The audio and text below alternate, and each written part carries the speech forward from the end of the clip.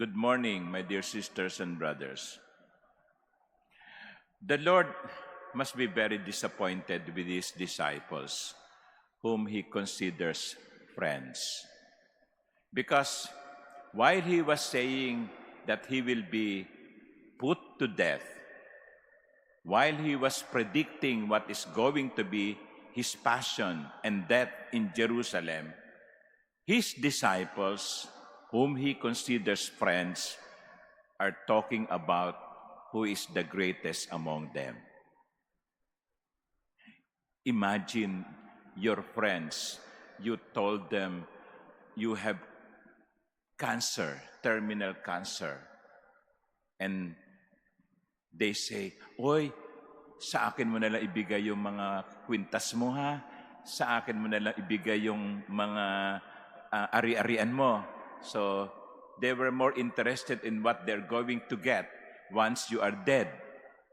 What would you feel? How would you feel? That is why I said the Lord must be disappointed with his disciples.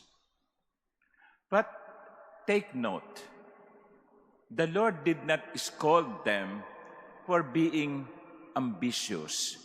John and James asked to be seated, one at the left and the other at the right. That's greatness. They want to be great.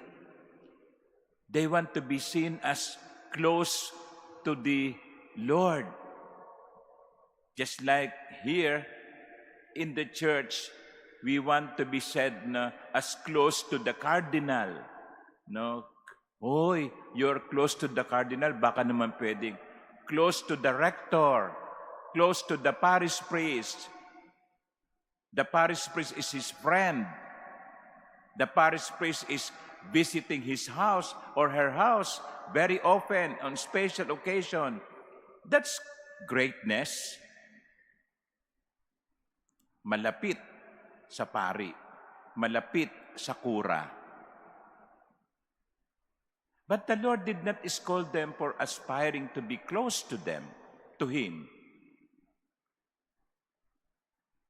But rather, He directed their minds to what is real greatness. What does it mean to be great? What does it mean to be up there in the top of the hierarchy? What does it mean? The Lord in the gospel says, "Whoever wishes to be great among you must be your servant."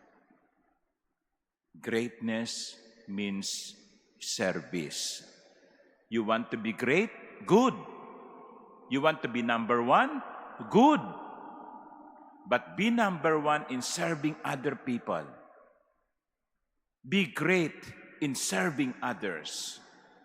That is the real measure of greatness.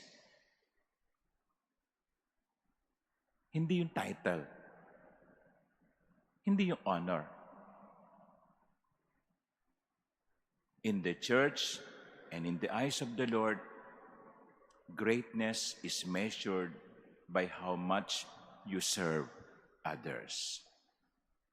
At palagay ko, yun ang gusto niyang ipaalaala. Hindi lamang sa kanyang mga alagad, kundi maging sa atin ngayon.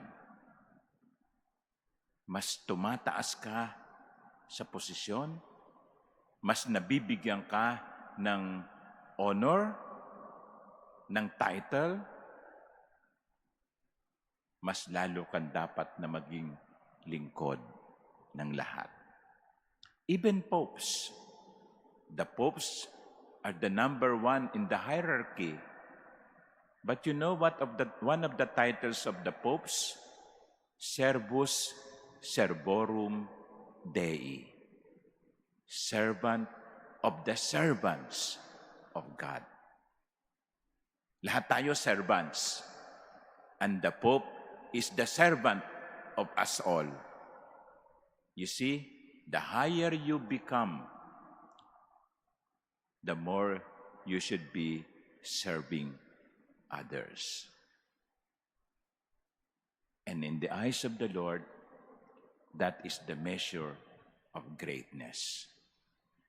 Let us pray for one another that we may not aspire for title or honors, but we must aim to serve as many people as possible. Amen.